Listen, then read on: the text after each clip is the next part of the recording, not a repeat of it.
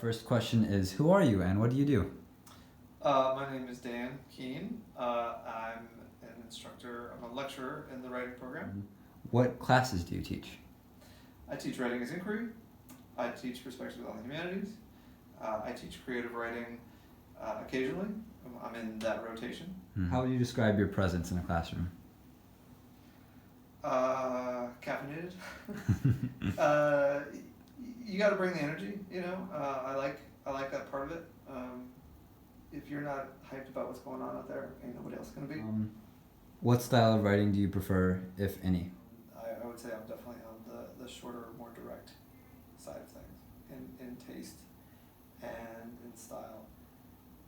I think pedagogically that's important at this level, at any level, because we often think that we have to sound smart in order to be smart, and that pushes a lot of college writers to write sentences that are too unnecessarily long and use big words and use extra words and use jargon, and that's what we're doing. We're trying on a language, and so it's true that much of my feedback to students is like, you got a smart idea, you can just say it. You don't have to perform the smartness, just tell us the idea. Yeah. And so more direct is often better. What does a student need to get an A in your class? Just a kick-ass bunch of papers. Oh man, grading. You're looking for, when I think about an A essay, I'm thinking about an argument that the words we like to use is, original, focused, and debatable. So not just something that works piece by piece, but that is ultimately sort of illuminating and surprising, that has spent clear energy thinking about the text it's writing about and trying to see it in a new and unexpected way. And then in the essay, puts that together with all the structural mechanics. Oh, it's a great opening, it's moving through this idea, it's building, and a great close. I guess a combination there of a really brilliant argument, which comes from deep work with the text, and practice with that process to get the mechanics of pulling that together. Mm-hmm. What do you do to meet the needs of students who are non-native speakers? We talk about this pedagogy a lot, and here at NYU Shanghai, and I used to work with the tutors, the gaps in the ARC about these questions. What matters most to me as a writer, for a student writer at NYU Shanghai, is the ability to communicate an idea, communicate a complex idea. That is a challenge for L1 writers, L2 writers, to use the terminology.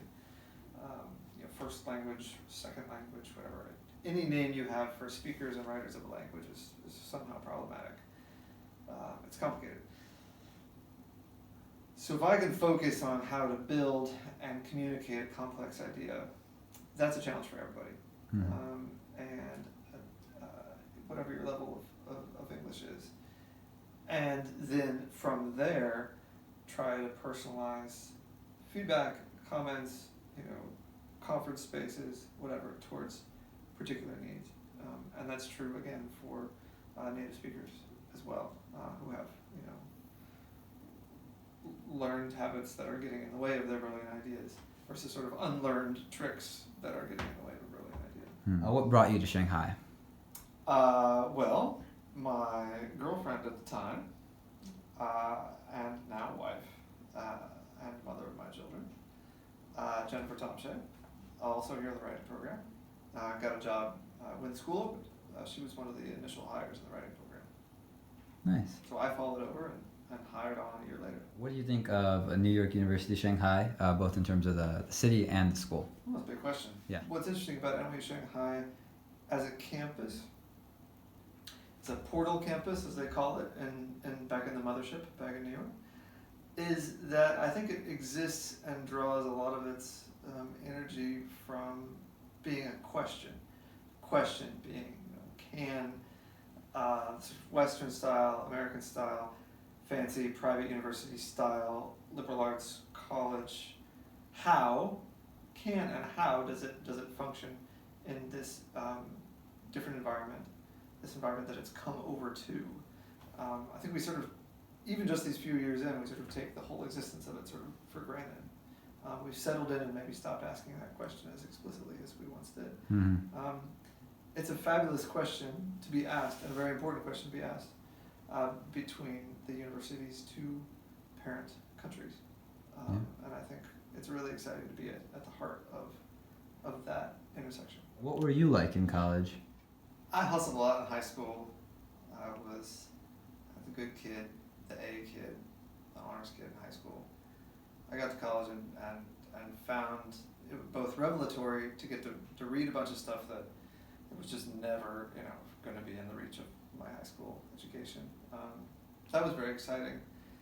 And I also felt a distinct lack of pressure, academically, grades.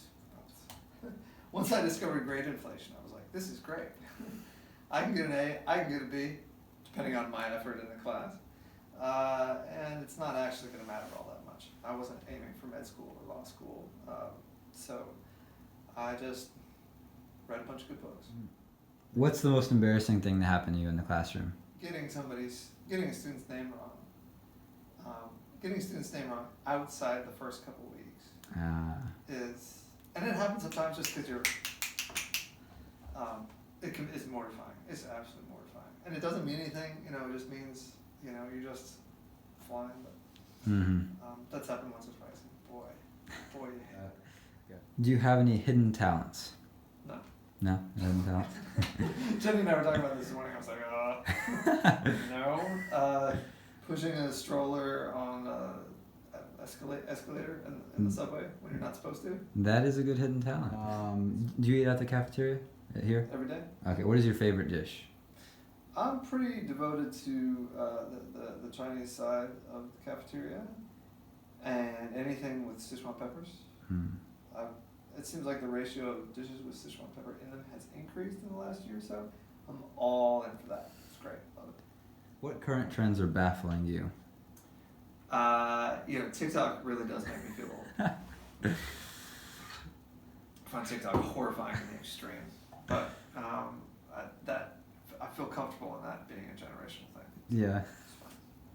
What differences do you see in your morning students versus your afternoon students? Oh man. Sorry morning students, sorry afternoon students. Afternoon classes are looser, morning classes maybe more attentive.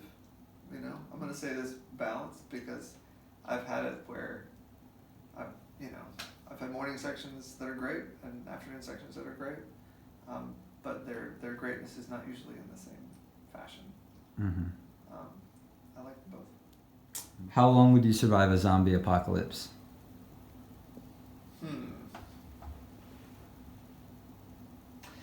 Maybe I'm like mid-range. I'm not the first to go. Yeah. I feel pretty good in a crisis. But I'm not hardcore enough to make it to the later episodes or later seasons or whatever. But I think I hang on for a little bit. If you could pass on any wisdom to your students, what would you share? That's a good final question, because I was actually thinking about the question about what would I hope that they would learn. I think the importance of learning to write is the importance of controlling your own life's narrative and your own life's ideas. Talk about this in POH, writing is great, and in creative writing. If you know how to write, know how to do the critical thinking that comes with good writing, then you are in control of your own life. You are in control of the way that you think, and the way that you see the world. If you can't, you'll see it as other people want you to, and you'll think it as other people want you to. That, I think, is the power of what we're doing, and what we hope to pass on to the students. Writing is a power above all.